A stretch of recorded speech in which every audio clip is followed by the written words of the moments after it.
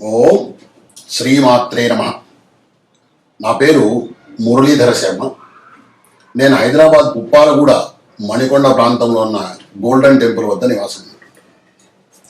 ఈరోజు నేను ఈ వీడియో ద్వారా సనాతన ధర్మానికి సంబంధించి, ప్రత్యేకించి హైందవ ధర్మానికి సంబంధించినటువంటి సమాజం ఎదుర్కొంటున్న ఒక సమస్య, దాని గురించి జ్యోతిష్యం ద్వారా ఏదైనా పరిష్కారం తెలుసుకోవచ్చా అనేది చెప్పే ప్రయత్నం చేస్తాను. సహజంగా సమాజంలో అనేక సమస్యలు వస్తుంటాయి, కానీ ప్రస్తుతం ఉన్నటువంటి సమస్య చాలా చిత్రమైన సమస్య. పిల్లలకు పెళ్ళిళ్ళు కావటం లేదు, లేదా చాలా ఆలస్యం అవుతున్నాయి అని. ఒకానొకప్పుడు ఈ సమాజము బాల్య వివాహాలతో బాధపడితే ఇప్పుడు వృద్ధ వివాహాలతో బాధపడుతుంది. 40 ఏళ్ళు, 35 ఏళ్ళు, 38 ఏళ్ళు వచ్చినా కూడా వివాహం కాకుండా ఉన్నటువంటి సందర్భాలు మనకు కనబడుతున్నాయి. రోజు నాకు వస్తున్నటువంటి జాతకాల్లో, గురుగారు ఈ జాతకం మా అమ్మాయిదండి, మా అబ్బాయిదండి, మా అమ్మాయికి 38 ఏళ్ళండి, మా అబ్బాయికి 40 ఏళ్ళండి, వివాహం కాలేదండి. వివాహం కాకపోవడం ఒక ఎత్తైతే, వివాహం ఆలస్యం కావడం వల్ల సమాజంలో వచ్చే అసమతలు మరొక రకం. దీనివల్ల సంతానం కలగకపోవడం, లేదా సంతానం ఇంకా ఆలస్యం కావడం, వీళ్ళు ముసలి వాళ్ళైనా కూడా పిల్లలుగా ఇంకా వాళ్ళు చదువుకుంటూ ఉండడం, వాళ్ళ రక్షణ చూడలేకపోవడం, ఇలా అనేక విధములైనటువంటి సమస్యలు హైందవ సమాజం ఎదుర్కొంటుంది. కేవలం పెళ్ళిళ్ళు అనేటువంటి ఆ ఒకే ఒక విషయం మీద అది ఆలస్యం కావడం అనేటువంటి కారణం వల్ల ఈరోజు ఈ జాతక భాగం ద్వారా, జ్యోతిషం ద్వారా మనము దీన్ని తెలుసుకోవడానికి ప్రయత్నం చేద్దాం. అయితే ముందుగా మనం పెళ్ళిళ్ళ గురించి తెలుసుకోవడానికి జాతకంలో ఏం చూడాలి, ఏమి పరిశీలించితే వివాహం అవుతుందా, అవుతే ఎప్పుడు అవుతుంది, త్వరగా అవుతుందా, ఆలస్యం అవుతుందా అనేటువంటి విషయాలు మనం తెలుసుకునే ప్రయత్నం చేద్దాం. ముందుగా మనం ఒక అవగాహన కొద్దాము. 25 నుంచి 28 సంవత్సరాల వయసులో కనుక వివాహం జరిగితే, ప్రస్తుత కాల పరిస్థితుల ఆధారంగా, అది అబ్బాయి కావచ్చు, అమ్మాయి కావచ్చు, ఆ వివాహం త్వరగా జరిగినట్టుగా మనం భావించవచ్చు. అలా 28 దాటితే అది ఆలస్యమైనట్టుగానే మనం గుర్తించాలి. ఈ అవగాహనతో మనం ముందుకెళ్ళేటప్పుడు జ్యోతిష శాస్త్రంలో ఈ పెళ్ళిళ్ళు అనేటువంటి, వివాహం అనేటువంటి ఈ విషయానికి సంబంధించి ఏవేవి ముఖ్యమైన అంశాలు ఉన్నాయి అంటే, ముఖ్యంగా గ్రహాలు, గురువు, శుక్రుడు, కుజుడు, ఈ 3 గ్రహాలు కూడా చాలా అత్యంత ప్రధానమైనటువంటి పాత్ర వహిస్తాయి ఈ వివాహాల విషయంలో. గురువు, శుక్రుడు, కుజుడు. అలాగే రాసులు కూడా మనకు జ్యోతిష భాగంలో గ్రహాలు, రాసులు ఈ 2 ప్రధానమైనవి. గ్రహాలు గురు, శుక్ర, కుజులు ప్రధానమైతే, రాసులు సప్తమ స్థానం, ముఖ్యంగా అంటే 7వ స్థానం కళత్ర స్థానం అంటారు. అలాగే భాగ్యస్థానం 9వ స్థానం. ఇలా ఈ 2 మనకు ముఖ్యమైనటువంటి పాత్ర వహిస్తాయి.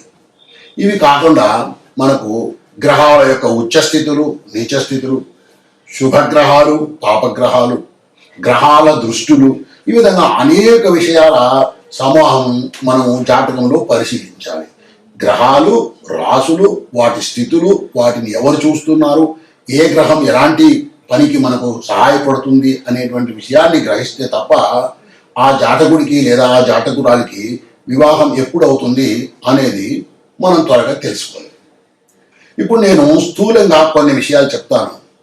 ఎలాంటి జాతక పరిస్థితులు ఉంటే, అంటే మనం జాతకం పరిశీలించినప్పుడు ఎలాంటి పరిస్థితులు ఉంటే వివాహం త్వరగా జరిగే అవకాశం ఉంది. అంటే నేను చెప్పాను, త్వరగా జరగడం అంటే 28 సంవత్సరాల వయసు లోపల జరిగే వివాహాన్ని మనం త్వరగా జరిగే వివాహం అని అనుకోవచ్చు.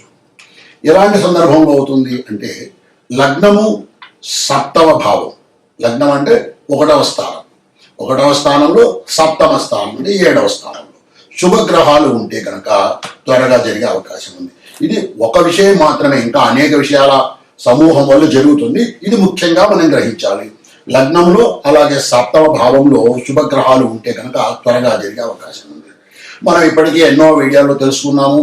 శుభగ్రహాలు అంటే ఏమిటి, అశుభగ్రహాలు అంటే ఏమిటి, ఉచ్చ అంటే ఏమిటి, నీచ అంటే ఏమిటి తెలుసుకున్నాం. ఇక సప్తమాధిపతి పాపగ్రహాలతో కలవకుండా ఉండడం. సప్తమాధిపతి అంటే లగ్నం నుంచి 7వ స్థానం ఉన్నటువంటి ఏదైతే ఉందో, ఉదాహరణకు మేషం లగ్నం అయితే మేషం, వృషభం, మిథునం, కర్కాటకం, సింహం, కన్య, తులా లగ్నం. అంటే ఈ తులా లగ్నంలో ఎటువంటి పాపగ్రహాలు ఉండకుండా ఉంటే త్వరగా వివాహం అయ్యే అవకాశం ఉంది. ఇంకా సప్తమాధిపతి శుభగ్రహాల దృష్టి కలిగి ఉండడం. సప్తమాధిపతి అంటే ఇందాక మనం తులా అనుకున్నాము. తులా రాశికి అధిపతి శుక్రుడు. ఆ శుక్రుడికి శుభగ్రహాల దృష్టి కనుక ఉంటే తప్పకుండా త్వరగా వివాహం అయ్యే అవకాశం ఉంటుంది. సప్తమాధిపతిగా సంబంధం లేకుండా శుక్రుడు బలంగా ఉంటే, అంటే ఉచ్చస్థితిలో కానీ, మిథున రాశిలో కానీ, తులా రాశిలో కానీ, వృషభ రాశిలో కానీ ఇలా ఉన్నప్పుడు శుక్రుడు బలవంతుడిగా ఉంటాడు. శుక్రుడు బలవంతుడిగా ఉన్నప్పుడు కూడా త్వరగా వివాహం అయ్యే అవకాశం ఉంటుంది. ఇంకా శుక్రుడు, శని ఈ రెండు గ్రహాల మీద చంద్రుడి యొక్క దృష్టి లేనప్పుడు కూడా వివాహం త్వరగా అయ్యే అవకాశం ఉంది. నేను గ్రహ దృష్టులు అని చెప్తున్నాను. ఏ గ్రహము ఎటువంటి దృష్టి కలిగి ఉంటుంది, ఏ రాశిని చూస్తుంది అనేటువంటిది కూడా ఇక్కడ చెప్పే ప్రయత్నం చేస్తాను. ప్రతి గ్రహము కూడా తను ఉన్నటువంటి స్థానం నుంచి 7వ స్థానాన్ని చూస్తుంది. ప్రతి గ్రహం కూడా అలాగే చూస్తుంది, రాహుకేతువులకు మినహాయింపు. ఇది కాకుండా ఇంకా 3 గ్రహాలు, శని తను ఉన్న రాశి నుంచి 7వ స్థానం మాత్రమే కాకుండా 3, 10 స్థానాలను కూడా చూస్తాడు. అంటే ఇంకా ఎక్కువగా అన్నమాట. కేవలం 7వ స్థానం మాత్రమే కాకుండా 3వ, 10వ స్థానాన్ని కూడా చూస్తాడు శని. ఇక కుజుడు తను ఉన్నటువంటి ఆ రాశి నుంచి 7వ స్థానాన్ని కాకుండా మరి 2 స్థానాలను కూడా చూస్తాడు. అంటే 4వ, 8వ స్థానం, అంటే 4వ స్థానము, 8వ స్థానాన్ని కూడా చూస్తాడు. గురువు తాను ఉన్నటువంటి రాశి నుంచి, తను ఉన్నటువంటి స్థానాన్ని నుంచి 5, 9 స్థానాలను కూడా చూస్తాడు. అంటే 7వ స్థానం చూస్తాడు. అది కాక 5, 9 స్థానాలను కూడా మనకు చూస్తాడు. ఎందుకు ఈ దృష్టి యొక్క అవసరము ఏమిటి, దీని యొక్క ప్రాధాన్యత ఏమిటి ఇప్పుడే తెలుసుకున్నాము. శుభగ్రహ దృష్టి ఉంటే త్వరగా అయ్యే అవకాశం ఉంది. అలాగే చంద్రుడి దృష్టి లేకుండా ఉంటే శుక్రుడు, శని మీద త్వరగా అయ్యే అవకాశం ఉందని మనం తెలుసుకున్నాం. అందువల్ల ఈ గ్రహ దృష్టి అనేటువంటిది కూడా అవసరమవుతుంది. ఈ వివాహాల గురించి పరిశీలించేటప్పుడు మనము ముఖ్యంగా 2 విషయాలు తెలుసుకోవాలి. ఒకటి, ఆ జాతకుడు పుట్టినప్పుడు ఉన్నటువంటి గ్రహస్థితి ఏమిటి, అంటే అతని రాశి చక్రం ఎలా ఉంది, అలాగే నవాంశ చక్రం ఎలా ఉంది, అందులో గ్రహస్థితి ఎలా ఉంది అనేటువంటిది ఒక విషయం. ఇక 2వ విషయము, ప్రస్తుతం గ్రహచారం, గోచారము అంటారు. ఈ జాతకుడు పుట్టిన రాశికి గోచారం ఎలా ఉంది అని చెప్పి, గోచారంలో కూడా ప్రత్యేకించి గురువు యొక్క స్థితి. ప్రస్తుతము గురువు ఈ జాతకుడికి ఏ విధంగా ఉన్నాడు, బలవంతుడిగా ఉన్నాడా, బలహీనుడిగా ఉన్నాడా, ఎలా తెలుసుకోవాలి అని అంటే జాతకంతో సంబంధం లేదని, జాతకంలో ఆ ఉన్నటువంటి గ్రహాలు స్థిరంగా రాశిచక్రంలో అలాగే ఉంటాయి. కానీ గోచారంలో గ్రహాలు వచ్చినటువంటి మార్పులను సూచిస్తూ మనకు పంచాంగం చూసుకున్నట్టయితే అందులో తెలుస్తుంది గురువు ఎక్కడ ఉన్నాడు, శని ఎక్కడ ఉన్నాడు అని చెప్పి. గురువు ఆ జన్మ రాశి నుంచి, అంటే ఆ జాతకుడి యొక్క జన్మ రాశి నుంచి లేదా జాతకురాలు యొక్క జన్మ రాశి నుంచి 2, 5, 7, 9, 11 ఈ 5 రాశుల్లో కనుక ఉంటే గురువు శుభగ్రహం, అంటే శుభ ఫలితాన్ని ఇస్తాడు. మరి ఒకసారి చెప్తాను. గురువు గోచార రీత్యా, జాతక రీత్యా కాదు, గోచార రీత్యా అంటే ప్రస్తుతం మనం పంచాంగంలో తీసుకొని ఆ జాతకుడి యొక్క రాశిలో, ఆ రాశికి గురువు ఏ విధంగా ఉన్నాడు, 2, 5, 7, 9, 11 రాశుల్లో కనుక ఉంటే శుభగ్రహంగా మనకు శుభ ఫలితాన్ని ఇస్తాడు గురువు. గురువు బలం అనేటువంటిది చాలా అవసరం వివాహానికి. వివాహకారకుడు గురువు కాబట్టి తప్పకుండా గురు బలం ఉండాలి. అలాగే శని కూడా, శని 3, 6, 11 స్థానాల్లో కనుక ఉంటే కనుక, అంటే జన్మ రాశి నుంచి, ఉదాహరణకు మేష రాశిలో జన్మించాడు ఒక జాతకుడు అనుకుంటే, మేషం, వృషభం, మిథున రాశిలో కనుక శని ఉన్నట్టయితే అక్కడ 3, 6, 11 స్థానాల్లో శుభుడుగా ఉంటాడు. ఇది గోచార రీత్యా మనం చూసుకోవాలి. అంటే ఒక వ్యక్తికి, ఒక అమ్మాయికి కానీ అబ్బాయికి కానీ వివాహం అవుతుందా అనేటువంటిది తెలుసుకోవాలి అంటే జాతక రీత్యా చూడాలి, గోచార రీత్యా కూడా మనము తప్పకుండా గ్రహస్థితిని పరిశీలించుకోవాలి. ఇంకా శుభగ్రహాలు వక్రగతిని పొందకుండా ఉన్నట్టయితే త్వరగా వివాహం అయ్యే అవకాశం ఉంటుంది. అలాగే 2వ, 8వ స్థానాల్లో శుభగ్రహాలు ఉన్నట్టయితే త్వరగా వివాహం జరిగే అవకాశం ఉంది. జలతత్వ రాశులైనటువంటి కర్కాటకము, వృశ్చికము, మీనము ఇక్కడ కూడా శుభగ్రహాలు ఉంటే త్వరగా వివాహం జరుగుతుంది. ఇక ఆలస్యంగా వివాహం జరిగే సందర్భాలు ఎప్పుడు ఉంటాయి, ఎలా ఉంటాయి? అంటే లగ్నంలో కానీ సప్తమంలో కానీ పాపగ్రహాలు అంటే మనకు తెలుసు, శని, రాహువు, కేతువు, రవి, కుజుడు, ఇలా ఈ గ్రహాలు పాపగ్రహాలుగా గుర్తిస్తాం మనము. ఈ గ్రహాలు కనుక సప్తమ స్థానం అంటే లగ్నం నుంచి 7వ స్థానంలో కనుక ఉన్నట్టయితే అప్పుడు వివాహం ఆలస్యమయ్యే అవకాశం ఉంది. ఇంకా సప్తమ స్థానంలో 2 కానీ అంతకన్నా ఎక్కువ పాపగ్రహాలు కనుక ఉంటే వివాహం ఆలస్యమయ్యే అవకాశం ఉంటుంది. ఇంకా ద్వితీయ అష్టమ భావాలలో పాపగ్రహాలు కానీ వక్రగతిని కానీ పొందిన గ్రహాలు ఉంటే అప్పుడు కూడా ఆలస్యమయ్యే అవకాశం ఉంది. ఇంకా శుక్రుడు రాహువుతో కానీ లేదా శనితో కానీ కలిసి ఉన్నప్పుడు కూడా వివాహం ఆలస్యమయ్యే అవకాశం ఉంది. జాతకంలో ఎక్కువ గ్రహాలు నీచ స్థితిని పొంది ఉంటే లేదా ఎక్కువ గ్రహాలు వక్ర స్థితిని పొంది ఉన్నప్పుడు కూడా వివాహం ఆలస్యమయ్యే అవకాశం ఉంది. తర్వాత సప్తమ భావం మీద లేదా సప్తమాధిపతి మీద పాపగ్రహాల ప్రభావం ఎక్కువగా ఉంటే ఇక్కడ సప్తమ స్థానము, సప్తమాధిపతి ఈ రెండింటి మీద కూడా ఎక్కడైనా కానీ పాపగ్రహాల ప్రభావం ఎక్కువగా ఉంటే ఇంకా ఆలస్యం అయ్యే అవకాశం ఉంది. మీ జాతకంలో సప్తమ స్థానములో అంటే 7వ ఇంట బుధ లేదా చంద్రగ్రహాలు ఉన్నట్టయితే 18 నుంచి 23 సంవత్సరాల లోపల వివాహం జరిగే అవకాశం ఉంటుంది. సప్తమ స్థానంలో బుధుడు కానీ లేదా చంద్రుడు కానీ. ఇంకా 7వ ఇంట్లో అంటే సప్తమ స్థానం బృహస్పతి ఉంటే కనుక అంటే గురువు ఉంటే కనుక 24-26 సంవత్సరాల వయసులో జరిగే అవకాశం ఎక్కువగా ఉంటుంది. అలా కాకుండా ఈ సప్తమ స్థానంలో సూర్యుడు కనుక ఉన్నట్టయితే రవి మనకు తెలుసు పాపగ్రహం అని చెప్పి గుర్తిస్తాం మనము. ఈ సూర్యుడు కనుక సప్తమ స్థితిలో కనుక ఉంటే తప్పకుండా వివాహము ఆలస్యమయ్యే అవకాశం ఉంటుంది. ఇంకా 7వ ఇంట కుజుడు ఉంటే దీనివల్ల కూడా వివాహంలో చాలా జాప్యం జరిగే అవకాశం ఉంటుంది. శని సప్తమ స్థానంలో ఉంటే 35 సంవత్సరాల తర్వాతనే వివాహం జరిగే అవకాశం ఉంటుంది. ఈ విధంగా మనము సప్తమ స్థానాన్ని బట్టి ఉన్న గ్రహాల యొక్క స్థితిని బట్టి ఆ గ్రహాలను ఎవరు చూస్తున్నారు, ఆ గ్రహాలు ఉచ్చ స్థితిలో ఉన్నాయా, నీచ స్థితిలో ఉన్నాయా, ఇలా అనేక విషయాలను మనం పరిశీలించి వివాహము త్వరగా అవుతుందా లేదా ఆలస్యం అవుతుందా అనేటువంటి విషయాన్ని మనము తెలుసుకోవచ్చు. ఇంకా స్త్రీ విషయంలో ప్రత్యేకించి అష్టమ స్థానాన్ని కూడా మనము ఇదే విధంగా పరిశీలించాల్సి ఉంటుంది. సరే, ఈ విధంగా మనం పరిశీలించుకున్న తర్వాత వివాహం కాస్త ఆలస్యమయ్యే అవకాశం ఉందని మనకు కొంత అవగాహన వచ్చినప్పుడు మనము కొన్ని పరిష్కారాలు కూడా చేసుకోవడం మంచిది.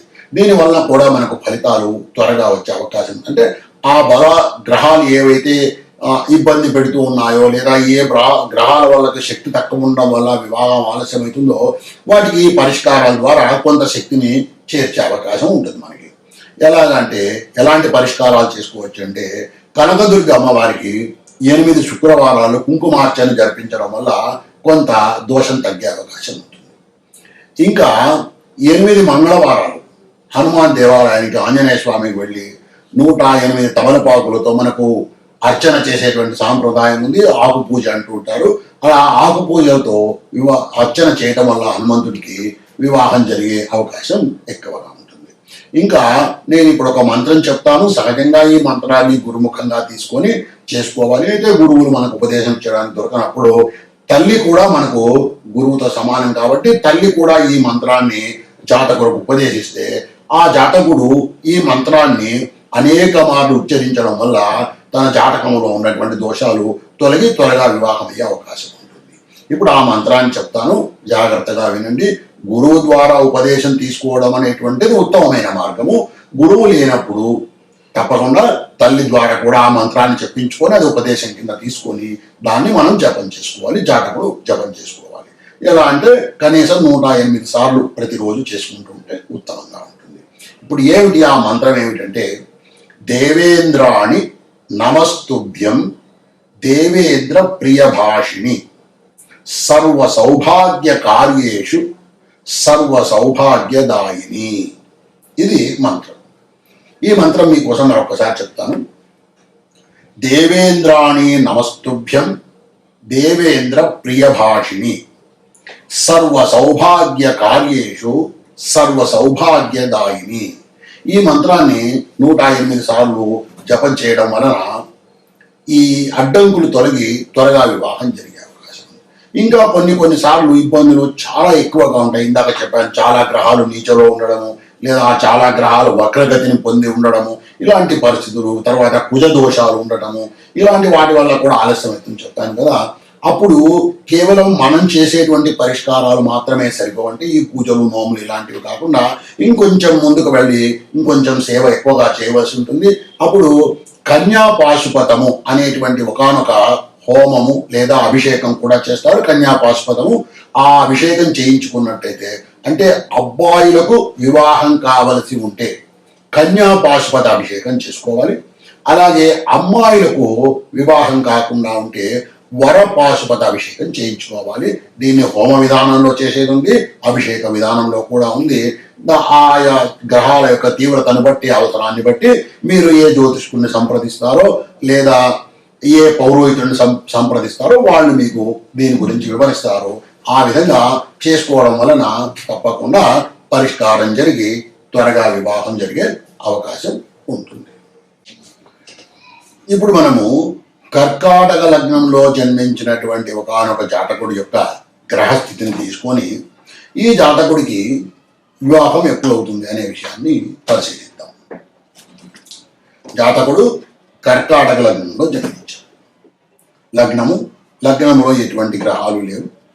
లగ్నానికి 2వ ఇంట అంటే సింహంలో కుజుడున్నాడు,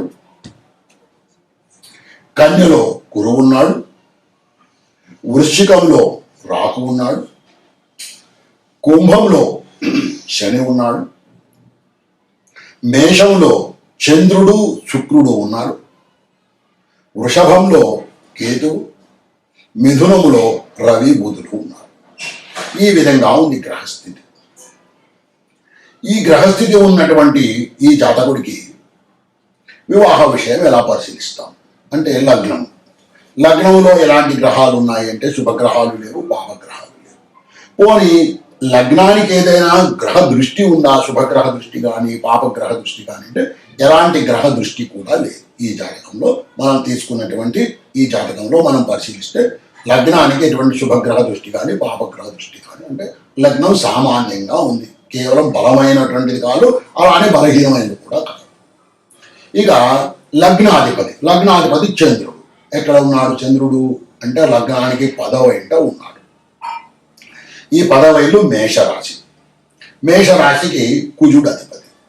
ఈ కుజుడు చంద్రుడికి సమగ్రహం. ఇంకా ఎవరు ఉన్నారు అక్కడ అంటే శుక్రుడు ఉన్నాడు. చంద్రుడు శుక్రుడు కలుసుకొని ఉన్నాడు. ఈ శుక్రుడు కూడా సమగ్రహం. సరే, బాగానే అంటే లగ్నాది పరిస్థితి కూడా బాగానే ఉంది. శత్రుక్షేత్రంలో ఏమీ లేడు, శత్రువుతో కలుసుకొని లేడు. సరే, బాగా. ఇక శుక్రుడు అంటే లగ్నాన్ని పరిశీలించిన తర్వాత 2వది మనం పరిశీలిస్తున్నటువంటిది శుక్రుని గురించి పరిశీలిస్తున్నాం. శుక్రుడు ఎక్కడ ఉన్నాడు అంటే ఈయన 4వ లాభస్థానాధిపతి. అంటే లగ్నానికి 4వ ఇంటికి అలాగే 11వ ఇంటికి అధిపతి అయినటువంటి శుక్రుడు రాజ్యస్థానంలో 10వ ఇంట్లో ఉన్నాడు. అది చంద్రుడితో కలుసుకొని ఉన్నాడు. అంటే శుక్రుడికి చంద్రుడు శత్రువు.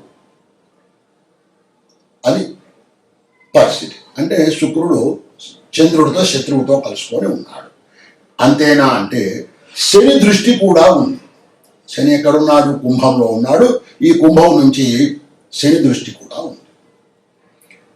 ఏ గ్రహం అయితే మనకు వివాహానికి అత్యంత ముఖ్యమైనటువంటి గ్రహము శుక్రుడు, ఆ శుక్రుడు శత్రువుతో కలుసుకొని ఉన్నాడు, సమగ్రహ క్షేత్రంలో ఉన్నాడు. శని దృష్టి కూడా, పాపగ్రహం యొక్క దృష్టి కూడా ఉంది. ఇక ఇంకొక ముఖ్యమైనటువంటి గ్రహము గురువు.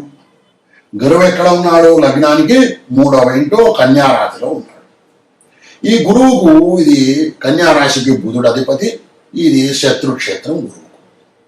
అంటే గురువు కూడా శత్రుక్షేత్రంలో బలహీనుడిగా ఉన్నాడు. ఇక కుజుడు ఎక్కడున్నాడు అంటే 2వ ఇంట కుటుంబ స్థానములో. మనము కర్కాటకము ఇతని జన్మలగ్నము. ఆ జన్మలగ్నానికి కర్కాటకానికి సింహంలో కుజుడు ఉన్నాడు. ఇక్కడ కుటుంబ స్థానంలో పాపగ్రహం చేరుకుంది. అది రవిక్షేత్రము. కుజునికి అది ఇబ్బంది ఏం లేదు, శత్రుక్షేత్రం ఏం కాదు. అయినప్పటికీ కూడా అది ద్వితీయం కుటుంబ స్థానంలో ఈ కుజుడు చేరుకొని ఉన్నాడు. మనకు అదృష్టవశాత్తు ఏమిటంటే ఇది కర్కాటక లగ్నం అవడం వల్ల అది కుజుడు 2వ ఇంట్లో ఉన్నా కూడా కుజ దోషం లేదు.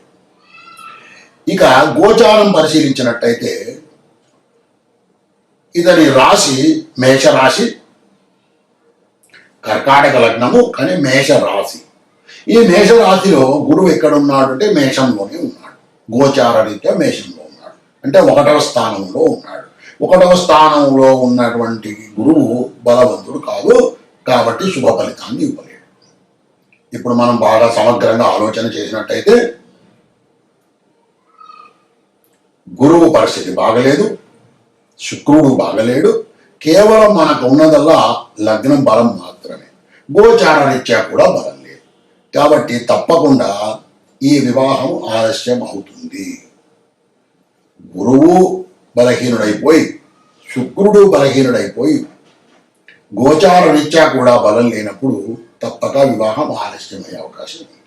మరి ఏం చేయాలి, ఎలాంటి పరిష్కారాలు చేయాలి అన్నప్పుడు ముఖ్యంగా శివార్చన చేయడం, ప్రత్యేకించి గురువుకు శుక్రుడికి జపం చేసుకోవటం, నవగ్రహ స్తోత్రాలు చదువుకోవటం, ఇలాంటి పరిష్కారాలు కనుక చేసుకున్నట్టయితే తప్పకుండా ఈ జాతకుడికి వివాహం అవుతుంది. కానీ ఈ గ్రహస్థితి వల్ల తప్పక ఆలస్యమయ్యే అవకాశం మటుకు తప్పక ఉంది. ఇద్దరు గురువు శుక్రుడు ఇద్దరు కూడా బలంగా లేరు, గోచార రీత్యా కూడా బలంగా లేదు.